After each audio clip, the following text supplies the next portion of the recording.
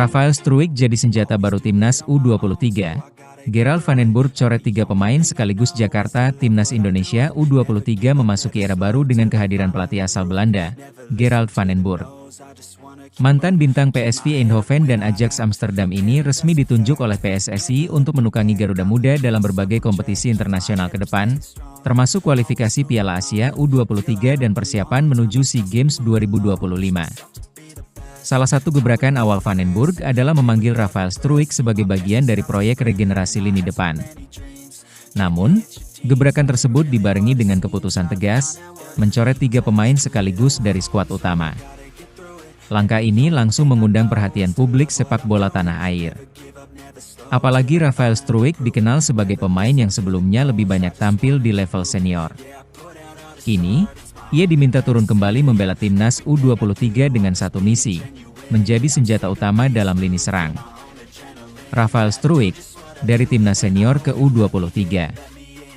Nama Rafael Struijk sudah tidak asing bagi publik Indonesia. Pemain kelahiran Leidschendam, Belanda, ini merupakan salah satu diaspora yang memutuskan membela Indonesia sejak 2023. Bersama Timnas senior, Struijk mencatatkan debut impresif di sejumlah laga FIFA Matchday dan bahkan mencetak gol penting di kualifikasi Piala Dunia Zona Asia. Keputusan Van den Burg menurunkan Struijk ke Timnas U23 bukanlah bentuk degradasi, melainkan strategi untuk menguatkan tulang punggung skuad muda. Struijk, yang memiliki kecepatan, visi bermain tajam, dan kemampuan duel 1 lawan 1, diharapkan bisa menjadi mentor sekaligus ujung tombak yang bisa membawa Indonesia U23 berbicara banyak di level Asia Tenggara maupun Asia. Saya tidak melihat ini sebagai penurunan. Justru saya bangga bisa membantu tim muda. Ini tentang membangun masa depan sepak bola Indonesia, ujar Struijk saat ditemui di pemusatan latihan di Jakarta. Van den Burg, saya butuh pemain dengan karakter. Gerald van den Burg dikenal sebagai pelatih yang disiplin dan penuh filosofi. Ia menekankan pentingnya karakter dan etos kerja dalam memilih pemain, bukan hanya skill teknis semata.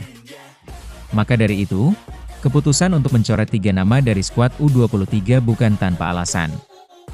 Menurut kabar yang beredar, 3 pemain yang dicoret antara lain adalah striker muda lokal yang bermain di Liga 1, seorang bek tengah yang sempat menjadi langganan skuad Shin Tae-yong, serta seorang gelandang bertahan yang sebelumnya tampil di Piala AFF U23.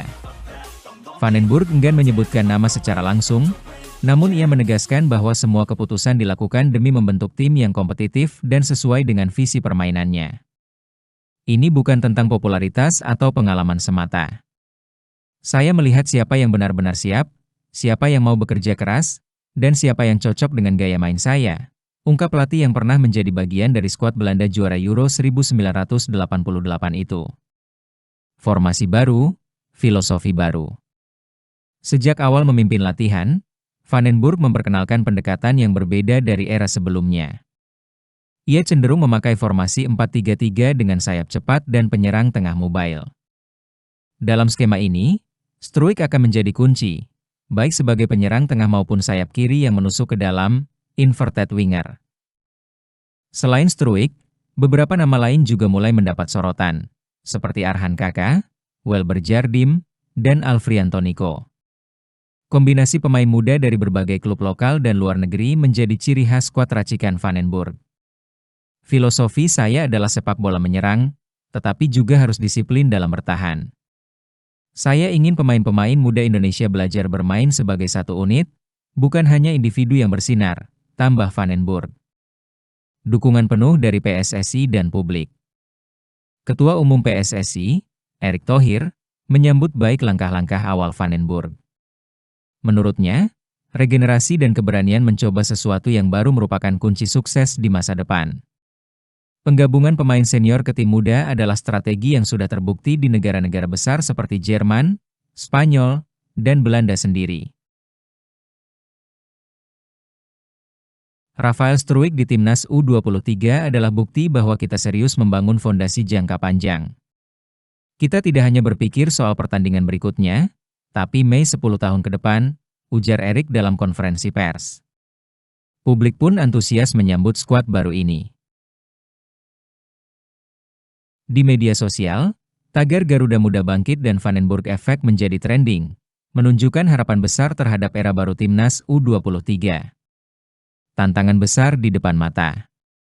Timnas Indonesia U23 dijadwalkan akan menghadapi sejumlah laga uji coba internasional dalam 2 bulan ke depan, termasuk melawan Jepang U23 dan Qatar U23. Laga-laga ini menjadi momen krusial untuk mengukur kekompakan tim serta efektivitas taktik Vandenburg. Selain itu, babak kualifikasi Piala Asia U23 yang akan digelar akhir tahun ini menjadi target utama. Dengan diperkuat oleh nama-nama seperti Struijk dan pemain muda potensial lain, harapan untuk lolos ke turnamen utama semakin realistis. Namun tantangannya tidak kecil. Masalah adaptasi, tekanan publik, dan integrasi filosofi baru membutuhkan waktu.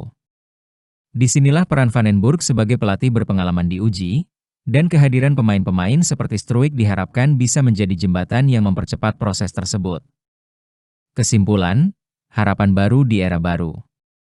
Masuknya Rafael Struijk ke Timnas U23 bukan hanya soal memperkuat lini serang, melainkan simbol dari perubahan besar yang sedang digagas PSSI.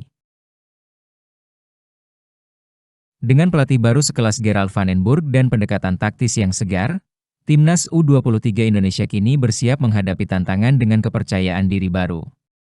Pencoretan 3 pemain awal oleh Vandenburg memang mengundang diskusi, tapi juga menunjukkan komitmen kuat terhadap seleksi yang ketat dan objektif.